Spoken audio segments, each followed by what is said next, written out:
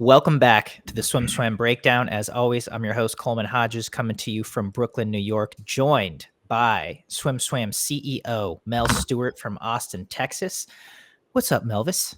How's it going? How's your Hey, week buddy. been? I'm good. I'm not like you. I'm not back from my vacation in Europe, taking it easy while I'm back here doing the heavy lift, doing your job. But finally, it's good to have you back. I appreciate you holding down the fort while I gallivanted in Europe. It was a nice vacation, but we're here. We're back in the studio, and we're here to update everyone and talk about the news in swimming. Which this is like supposed to be the quietest time of year, and it's pretty noisy. We've got a lot going on. We just had Golden Goggles. The enhanced games are in full swing in terms of what we're reporting on and different narratives coming out. And then the college season, the NCAA season has kicked off, and we saw some pretty impressive swims from the top teams. So we're getting into all of that today on today's breakdown. First off, let's start with Golden Goggles. It just happened on Saturday. It was a bit of a different format this year. It was in Denver. Leading up to it, the entire national team came to the Olympic Training Center in Colorado Springs, we don't even know, but a mini training camp, I guess, at the OTC, and then went to Golden Goggles, got bussed there. It was Golden Goggles on a Saturday night. It was a smaller ceremony. There was only 5 awards that people could vote on from the public, as opposed to the 9 or 10 usually from years past. And there was barely any media access. The media were only allowed on the red carpet, and were put in essentially a stock room. So our reporter who was there, Reed Carlson, was put in the stock room where they were showing a live stream of the ceremony. He didn't even get to go to the actual dinner, the actual event. So a little bit different of a format. Mel, what were your reactions to this change from USA Swimming leadership? You're being really nice. So I'm going to hit all emotions here. First of all, yeah, Reed covered for us. At an event like this is an opportunity for the base, the public, for anybody beyond that would watch this and maybe be curious about swimming. How do we treat our stars, and how do they look out, in a dry environment without a swimming cap on? So it's a great opportunity to show them in that way, and then see them receive awards and talk about those awards, and to see them in a relaxed environment, dressed up. Some people call Golden Goggles swim prom. That's that hurts my feelings, but it's a little bit like swim prom. If there was a little bit more zhuzh on it, a little more production, a little bigger platform, that'd be cool. But that didn't happen. So our reporter Reed went there. He was texting us what was going on, and then when we heard that he wasn't going to be actually seated in the back, because they typically put media in the back, and they feed you and you watch the event. When we saw where they put him and the situation, we were just sort of like, don't worry about it, come home. Like, just, this isn't worth it. They're not this. If you treat media that badly, and my understanding is we were the only major media there. Yeah, you leave. This harkens back to Olympic trials, and people don't know this, but we saw trials in a football stadium. But I'm back there, and I have the age and history to understand, and with relationships with major media from all over the world, and long-term relationships. And there were points throughout that event when a bunch of heads would come together and they would go, Mel, what the F is going on? Why is this so bad? We can't do our jobs. This is the worst run media mix zone we have ever witnessed since the 1980s. And I was trying to, and I'm sort of wearing this former national team member hat, and I'm trying to say, well, USA Swimming is going through a change. The CEO is probably going to be fired, because we knew that by then. And but it was embarrassing. So this is something that they've got to. I forgot that Olympic trials this year in the football stadium.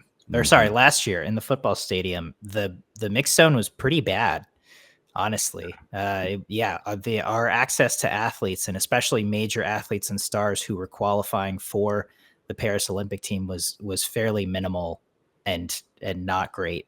Yeah.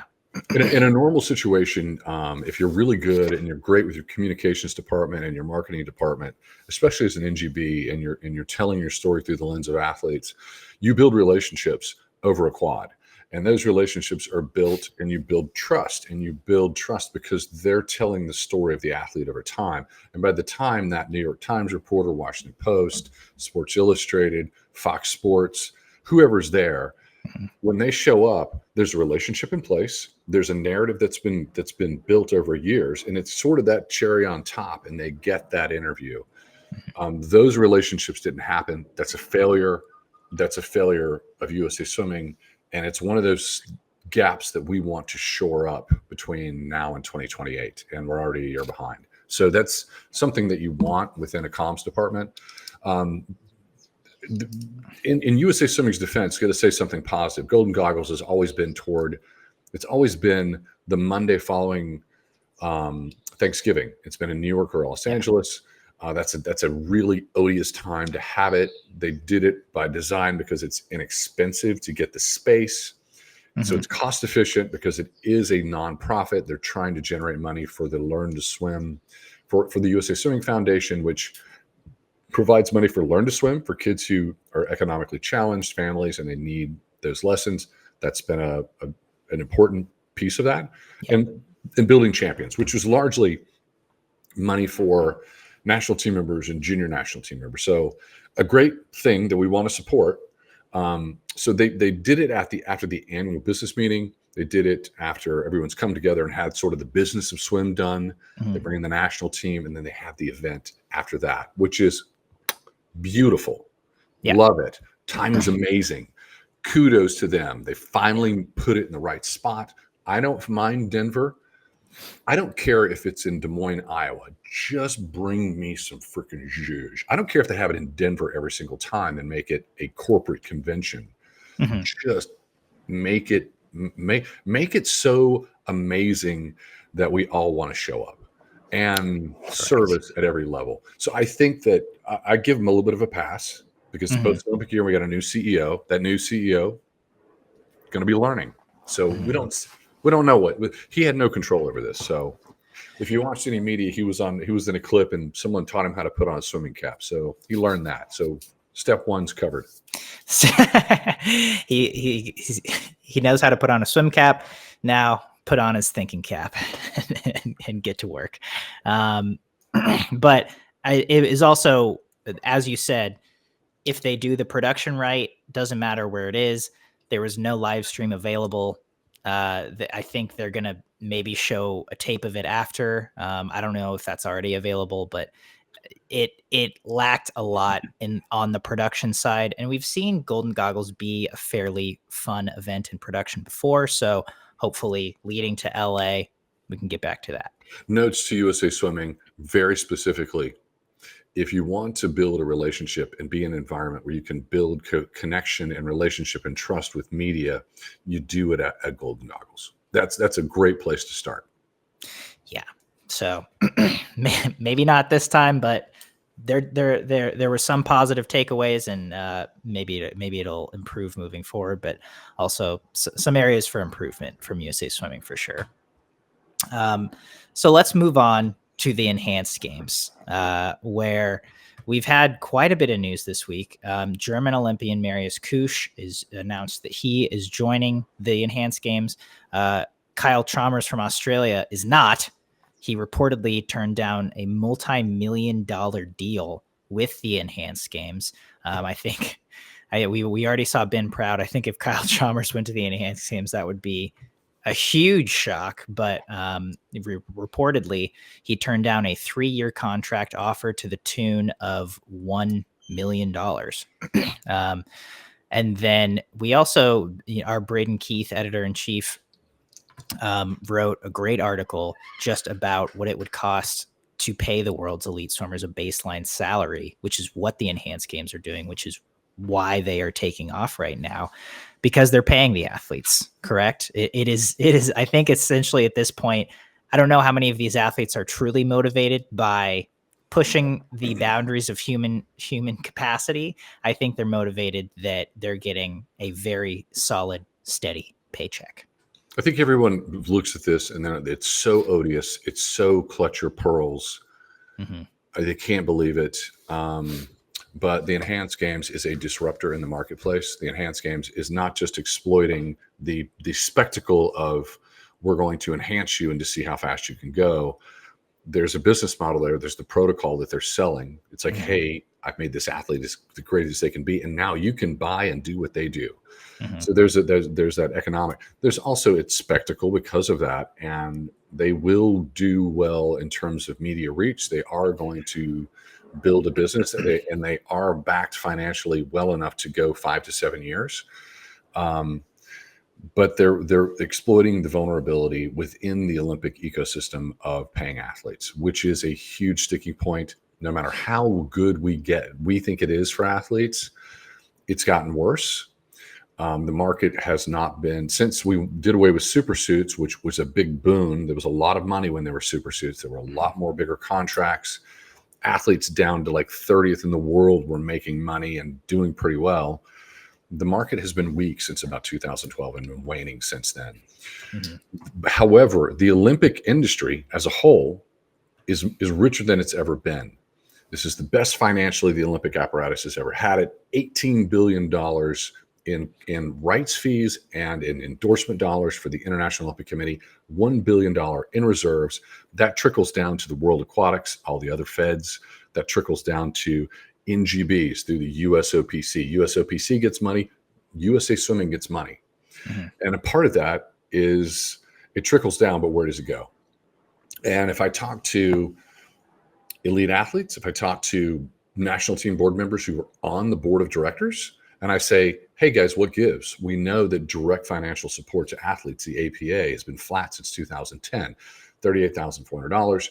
In inflationary dollars from 2010 to 2025, that's about $27,900. Don't quote me. It's in that range roughly, but you get the idea. What that money would buy in 2010 does not do that today. But we know that the executives and the staff, their money keeps going up. So this industry pays people who are on staff. So if like they're not doing their job and people are angry, that's why they're angry. That's why everybody gets angry.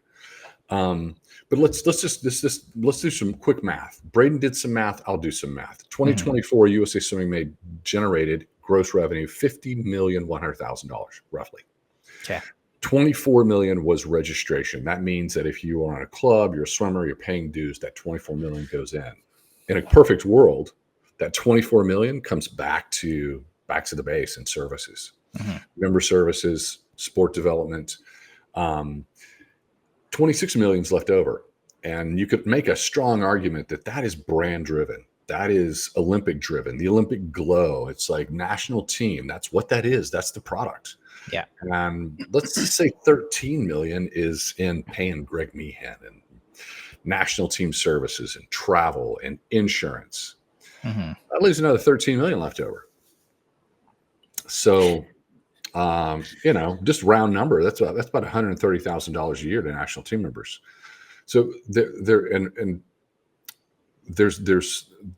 room for this, and it's prioritizing it. And the reason why athletes don't get it is because we lose this in the process of the board of directors. We lose it in the process of talking to athletes and them thinking that they don't deserve it. We lose it in the process of how would you describe this? I'll give you one example. I talked to one of the 5 most successful coaches on earth. I'm not going to out their name. I talked to them at the World Clinic in Alaska. If I said their name, you'd be like, top 5 coach in the world. And I said, national team coaches were paid, because this is not just national team swimmers, but national team coaches should be paid for their time traveling. And we were talking about what that should be, because we know they got paid, but USA Swimming won't tell us what they paid them for the first time in 45 years. Yeah. So we were kind of doing the math on that. And he shrugged. I just outed that it's a man. He shrugged and he goes, if the budget provides for it. And I'm like, no, stop doing that. Like, I'm talking to this coach going, that is the wrong attitude. The money's there. This is your money. Advocate for yourself and have some agency. Person had to think and went, yeah, you're right. So this is going to be an ongoing topic. And, I have a prediction. Here's my prediction. I predict that we're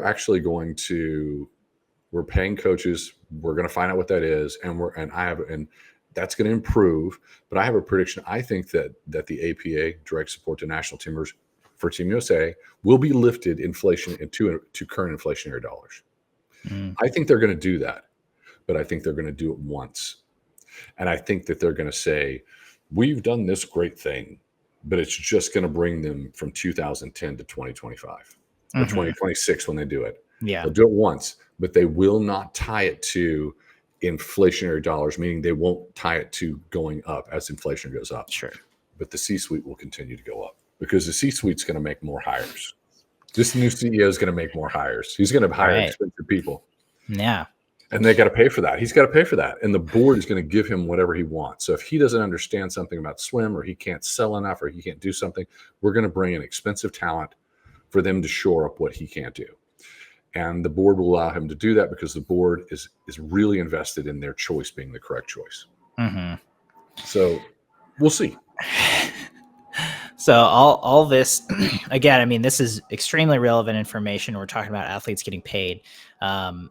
So I'm curious if you let's say your prediction is correct that USA Swimming ups their APA, the Athlete Partnership Agreement, payment, maybe let's say a round number, $100K a year. If you make the national team, and it's always, correct me if I'm wrong, is it dependent on how many events you make the national team in, or your world ranking on how much you get paid? World rankings. Okay. World rankings. So if I am a top 1 or 2 athlete, I'm in the hunt for being a medalist in 2028. You're in, baby. And it's my understanding is more like Simone was on a podcast and was saying, more people have participated in APA, which is true, but it doesn't matter. But my prediction was 100K. My prediction was just bringing it up to current inflationary dollars, which would be about 48 grand. I think if they went from 38.4, I think it would be somewhere 48 to 50K a year just to make it inflationary, just even with 2010. But put that in context. It's better financially to be an assistant coach with an average salary of assistant coaches across USA Swimming than it is to be the top swimmer in America.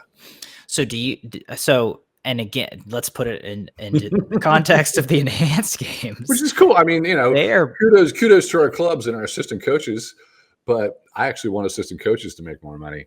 But, sure. But it was financially a national team member makes less than the average salary of an assistant coach in USA Swimming clubs. That's like a punch to the gut. It's which truth. I mean, it's exactly, that is the truth. But so if you get offered $250,000 base salary per year to go to the enhanced games versus 38,000, I mean, even if they upped it to 50K a year, does that even make a difference? I think here's the thing, I think that there's it's culturally it is not acceptable when you live inside of fair play and pure sport and pure, move outside of that, to flip and go to the empire, to the dark side, right? It's that is that you're going to, that when your history is pinned, it's going to have, and they did this, and right now that is culturally unacceptable. The enhanced games are going to do everything they can to normalize this, and they have to a degree normalized it. I think it will become normalized in 5 to 7 years if they're around that long. If they're around that long, I think people will accept it. Yeah, people are going to get used to it. I mean, that's just a reality. People are like, they're going to be mad at us and say horrible things in the comments, but I'm sorry.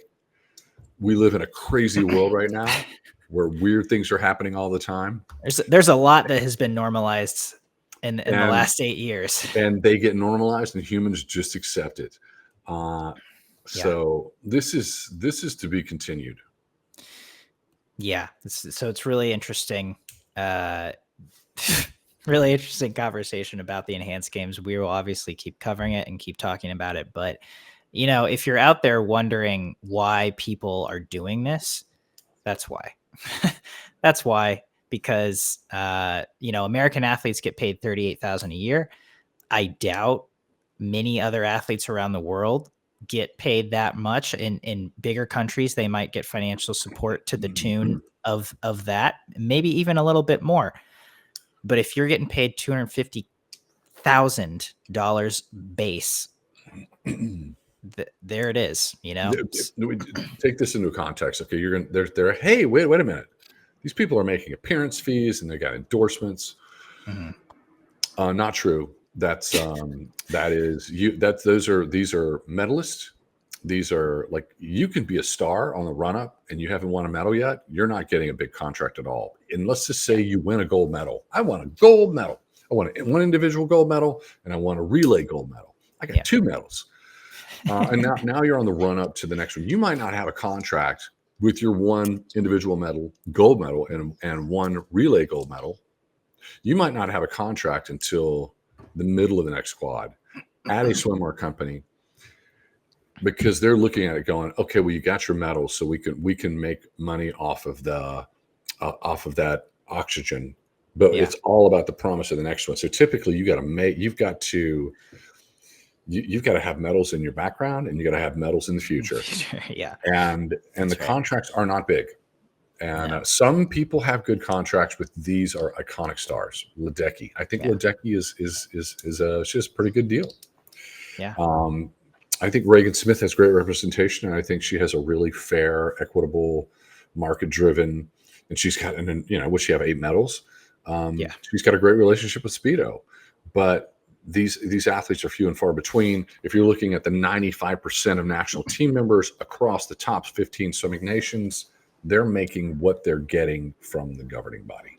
I mean, Caleb Dressel won Olympic medals on relays, but failed to win individual medals at his 3rd Olympics in Paris, and he is now no longer with Speedo. He's with DeBoer. He's with DeBoer. He went to DeBoer, right? It's like, and again, Ben Proud just won an Olympic silver medal and a World Championship silver medal.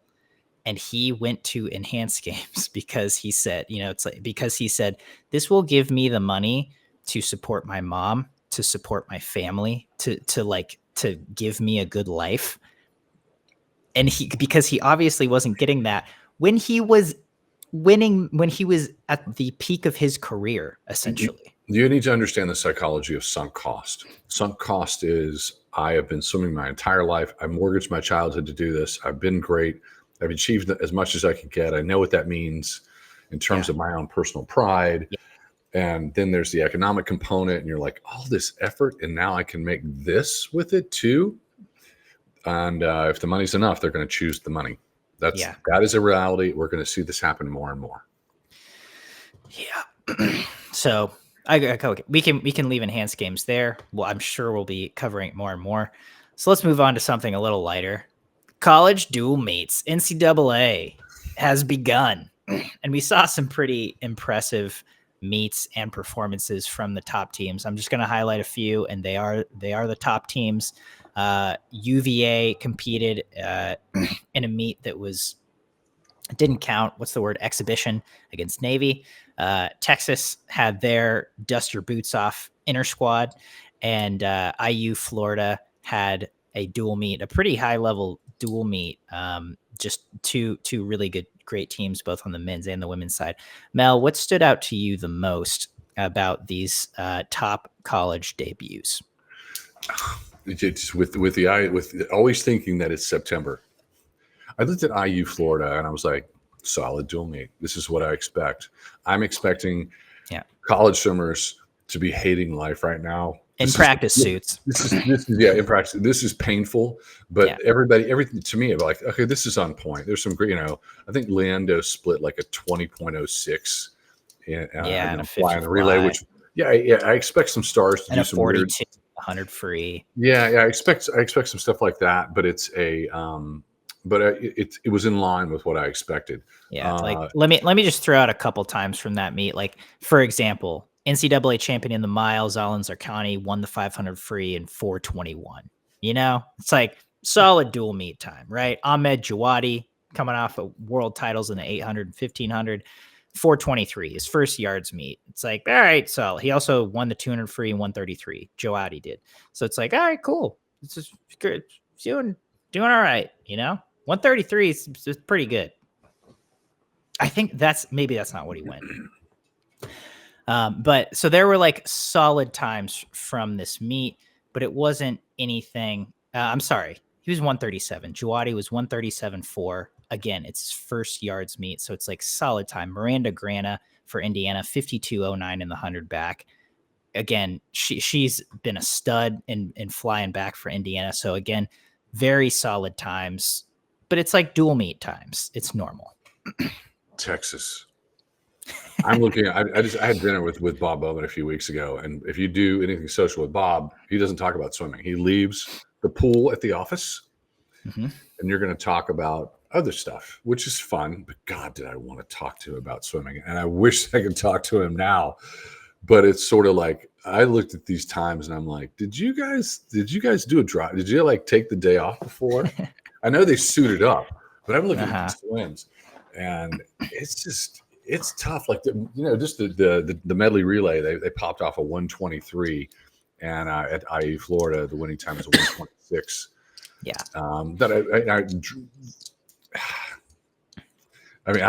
I dropped down to see what Rex did really fast, and he was 133 200 free. When I'm like, okay, and then 412 in the 500 free. It makes me think, and it was across the board that way, but it makes me think that in that pool, if they're doing that now, they're doing that odd practice early season. They're doing stupid times in practice. Yeah, but I also have to have some context. Like a Mauer's 500 free 412. If he's going to be 404 or faster at NC2As, I guess you go a 412 and shrug in September. Yeah. I mean, it's pretty nuts. What and that just gives you context that Indiana and Florida, I'm pretty positive they were not suited. I would be shocked if they were suited for that meet. So I don't think they were suited. And in this day and age, I think that does make a big difference. We know that most top teams are suiting at least once a week in practice. Right. And so that's one thing for the comparison, but also it makes you realize that there's just a whole different level. Hubert Coates with a 43.3 in the fly leg medley. Yeah, well, hold on. I think that was his split from NCAA's. You let off. No, wait, no. Let's see. Well, that's right. Excuse me. Coates was 44.96. Yeah. He split 44.9 on the fly leg in September. So it's they're these are the defending NCAA champions. These are people who are world champions and Olympic champions, and it's like you kind of realize, wow, yeah, this is a different level of competition. Coates was a 44.96 in the 100 back. It was also a 140.4 in the 200 back, and that's pretty crazy. But then again, you're like, hey, about NC2As, that's 140 might be slow, right? That's the sport swim. Maybe we're doing that in practice with the times they put up at NC2As. It's I'm just like the swims are so fast. It's it's a little mind blowing, and I think UVA. I think from what we saw from the UVA women and the Texas women were similar. It wasn't as it was maybe on par with the men or just slightly below. Of like, okay, I think the difference was Texas and UVA both have a lot of newcomers. And we saw those newcomers shine. On Texas's side, Nicolette Padar from Hungary, 200 free, 144.0, 48.4 in the 100 free. Eva Okaro from Britain, I think split 21. She won the 50 free in 21-8.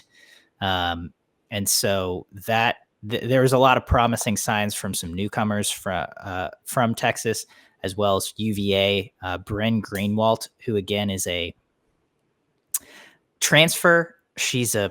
I think she only has 1 year of eligibility, but she was a D2 national champion in the 50 free, first D2 woman to go 21 in the 50 free.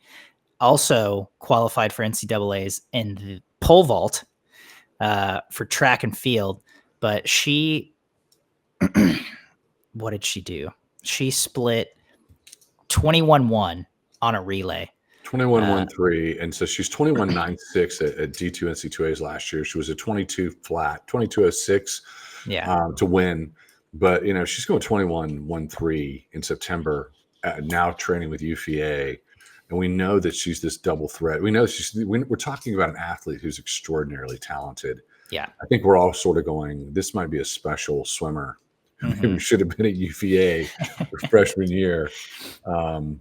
So, we profiled her in one of the last 2 or 3 issues of SwimSwam magazine, and that was the most we because it's magazine, you get emails saying, hey, we really liked certain things and we don't like certain things, but we had the most positive feedback.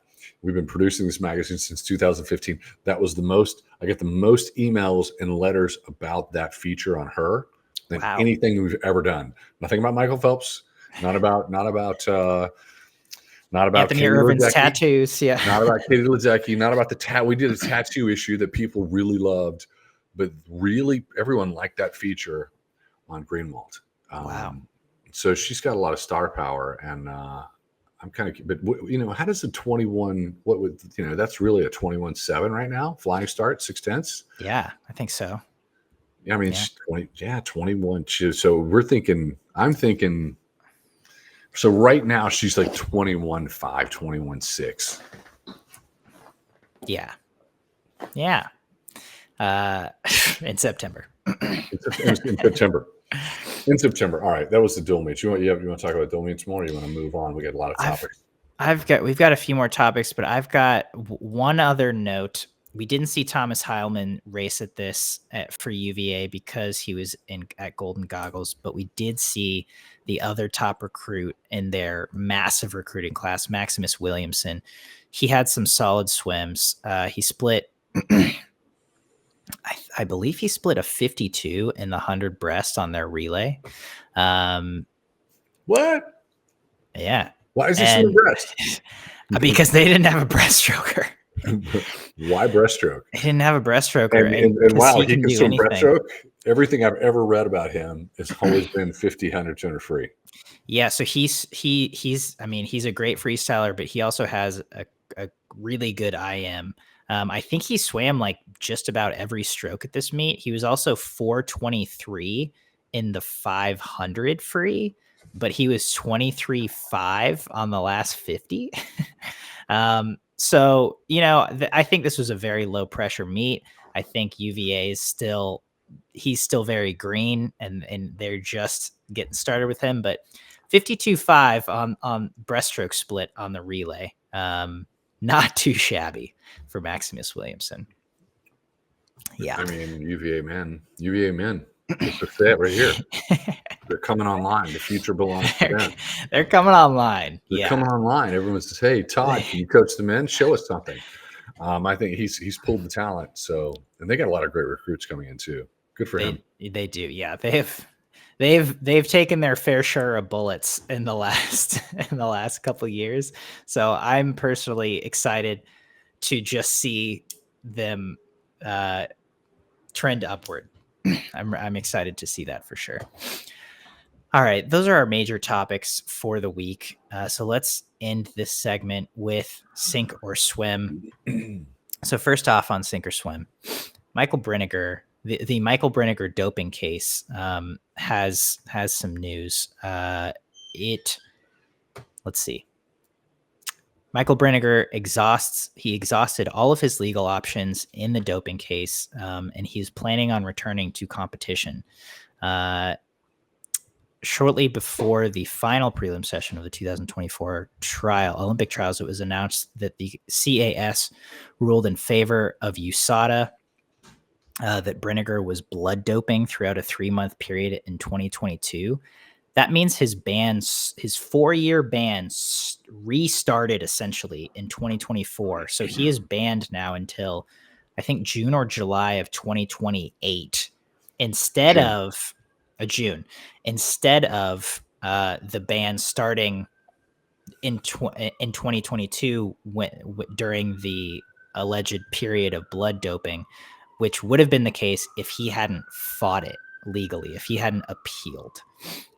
So I'm just curious, sink or swim, should his ban have started when he first was charged, which would mean it ends in 2026, or when the CAS made their decision after his appeal, meaning 2028? And his point is pretty simple. It's like, look, if you defend yourself, you're penalized for exercising democratic, rights and working with the legal system. If you step up and say, hey, and he's always maintained his innocence, if you fight, they penalize you. Mm-hmm. And if he had just capitulated and said fine, then he would have gotten. If he had just capitulated, this would end in 2026. And it was clear from the get-go, right when we reported this, and he's maintained his innocence, that he was always going to fight and be fighting. This to me highlights something that reaches back to what athletes are paid, which is that we're in a system, and this system is totalitarian, it's authoritarian. It is one. So when you have one-stop shopping, and it's just the International Olympic Committee and everything that supports that apparatus, Court of Arbitration included, that you don't have a whole lot of options, and the authority is there now. And I don't like that. I do think that I do think this should end in 2026. Having said that, have close personal relationships with people and at the Court of Arbitration. We're close to it. Everybody in swimming is close to it because the chief executive officer of World Aquatics comes from the Court of Arbitration. It's Brent Nelwicki. He's an attorney. That's where he built his career.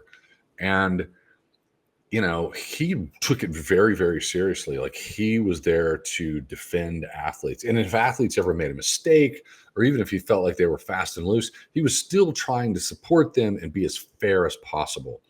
And that's something that I've learned about him and getting to know him because he's our chief executive at World Aquatics.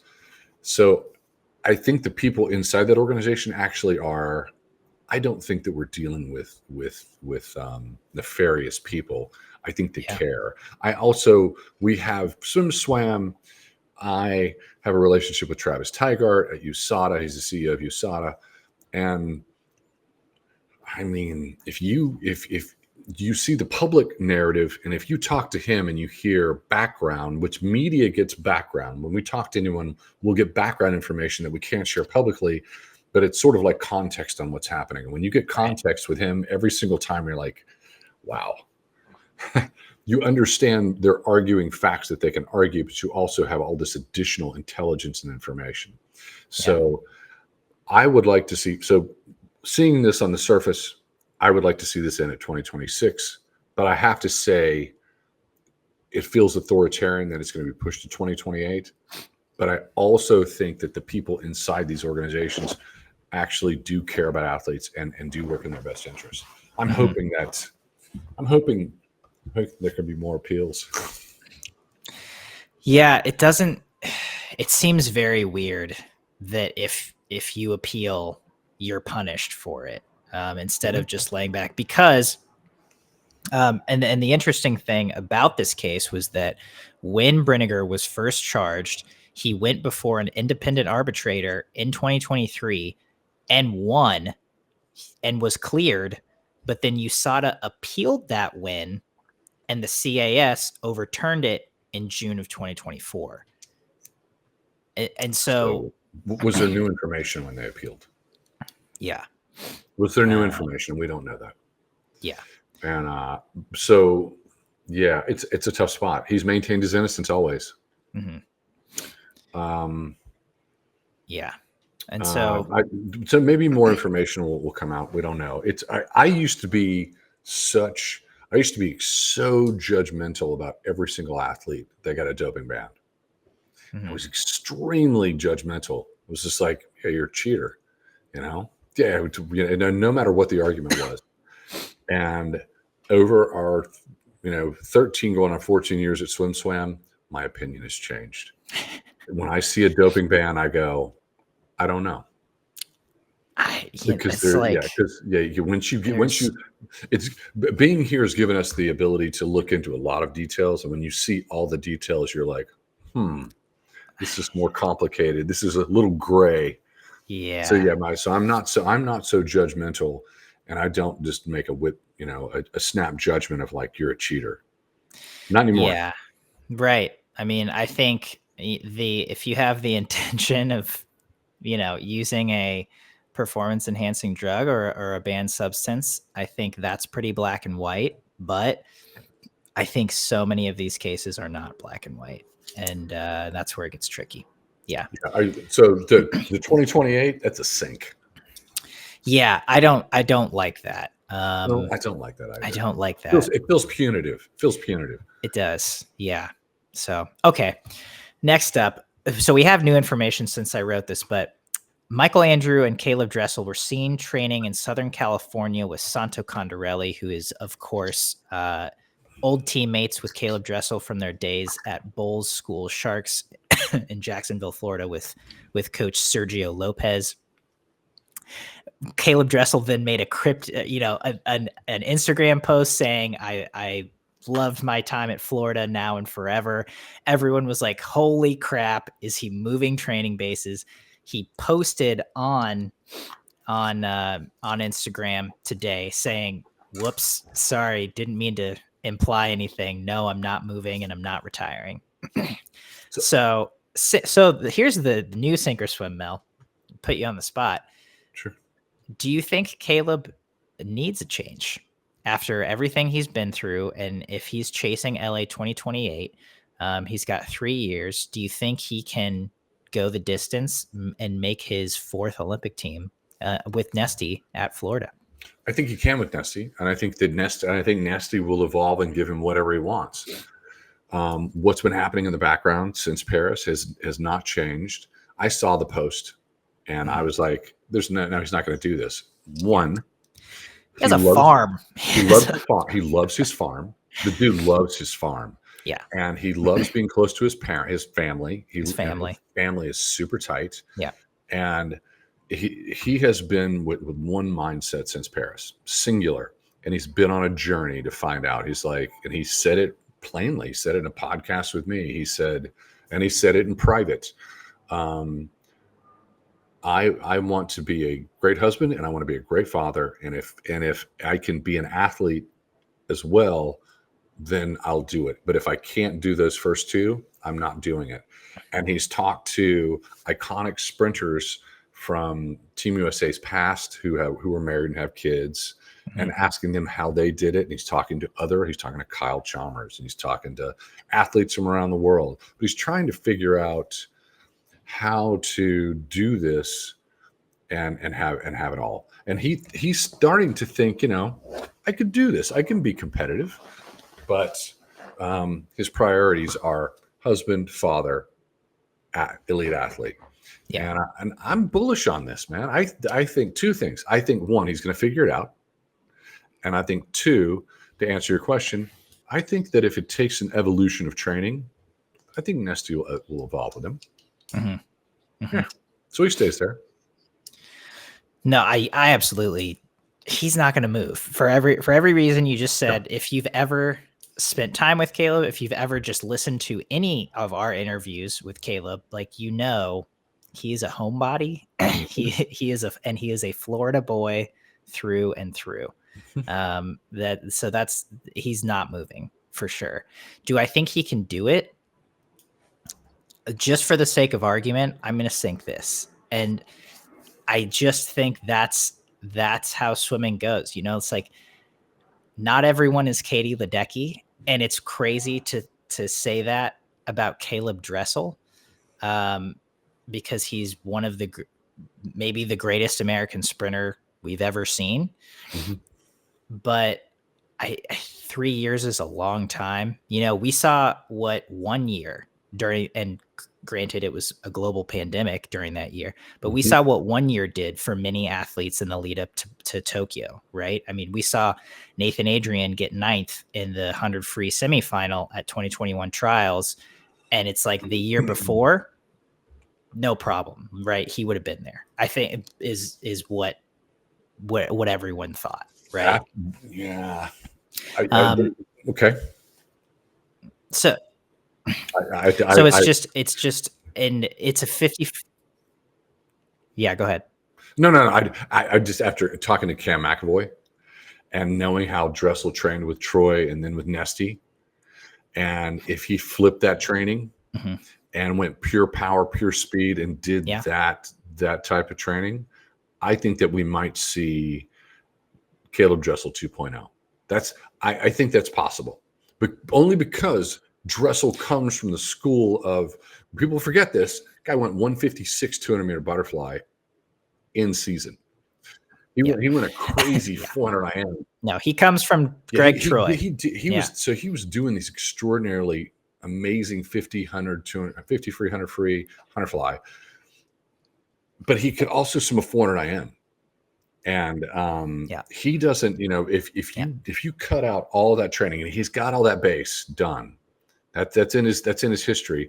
If he flipped and just went after power and speed and did that, I think there could be a Dressel 2.0. I say swim, you say sink. Fine.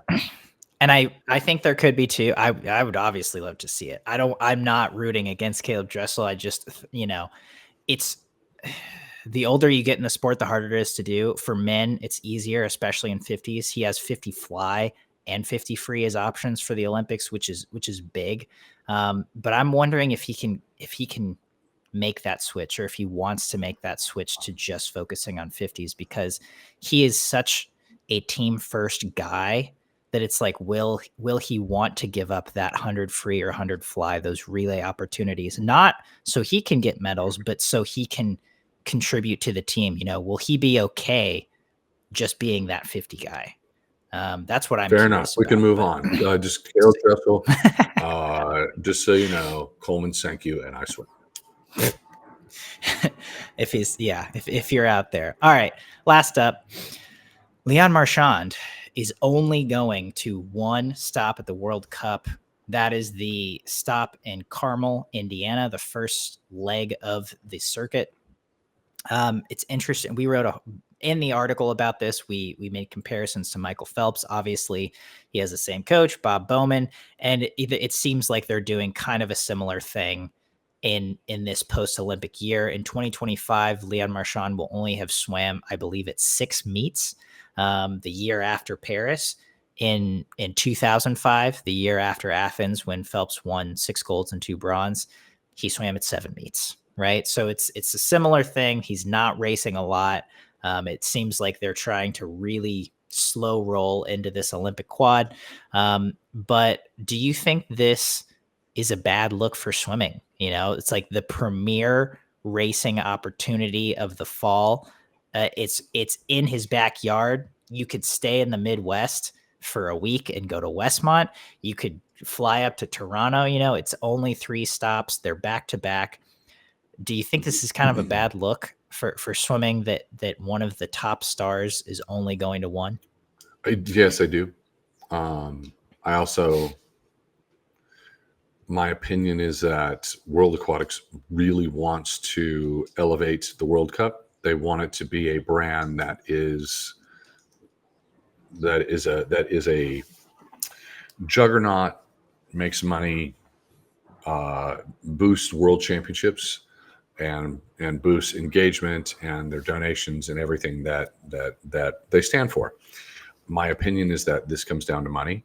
And I think that if I were in Brent Nowicki's chair, I would go to Bob and the other elite coaches and say, I need you for this window of time. You design what you want that to look like, meaning all expenses paid, training camp facilities. You want to bring your whole team, bring your whole team. and here's your base pay, and then what would bonuses look like, and you guys design it, and I will provide it for you. Just show up. I think that would be a first step, and the second step would be, okay, the biggest stars in the world, we're going to pay you. What is the number that you can't say no to? And I think until we do that year over year over year, it's going to be challenging for World Cup to become a thing. It has to be that big of a give. Now, just so you know, I don't think that's happened in the background, but I do think some version of what I just described to you is being discussed. So there is a negotiation behind the scenes of like, hey, we really need you here. And for those thinking about World Cup and how important that is to World Aquatics, remember, we just reported the 50s of stroke are going to be decided at a World Cup event in 2027. So they're leveraging qualifications for the spectacle events at their brand, on their platform. So they do care. Yeah, I'm hopeful that World Cup can become a thing, but I don't know what that mix would be or what that dollar value is that you can't say no to. Yeah, I mean, especially if they're looking to build a brand, to get marketing up, to sell tickets, I mean, even just for the social media of it, like you could do so much and so much buildup and hype surrounding having the best swimmers in the world there. Everyone talks about ticket sales, and you can fabricate a spectacle with fans in the stands. Ticket sales are meaningless. Yeah. They're kind of small. Venues aren't big enough. Doesn't matter. It is entirely the digital production and how much you leverage it. That's it. That's the value. And that the sky is the limit when you're thinking in those terms. Yeah. So, yes, it's not great for swimming. We want to see Leon compete at all three, but yeah, at least we get him for one. We'll see him swim some short course meter races, hopefully at least 3 or 4 over the 3-day meet. SwimSwam will be there. I'll be there covering it. Hopefully I'll get a few sound bites from Leon, but we won't see just so everyone understands, we're negotiating our ability to capture media at a World Aquatics event where you go into a mixed zone and you can interview someone in a post-race interview and then post it to your website. Not the race video, not a second of the race video, just interview the athlete after the race is over and then put it up, because World Aquatics says that you cannot unless it's okayed by NBC. They have rights agreements, and their rights agreements are so tight that but it's not just NBC, it's every broadcast deal they have with every country globally. And it keeps a company like SwimSwam from being able to report that news by video, not a race video, just interviews. It keeps us from doing it. So, and just in case you don't understand that, if you're listening, the reasoning being that by SwimSwam being in the mix zone, capturing, a video on my phone or with a camera, they say that is technically broadcasting, or that would interfere with the broadcasting deals they have with every other country globally. And that's where we have a disconnect, I think, because obviously it's not live, and it's not the competition. It is just talking to the athlete after their race in a mixed zone. It's not even at the pool.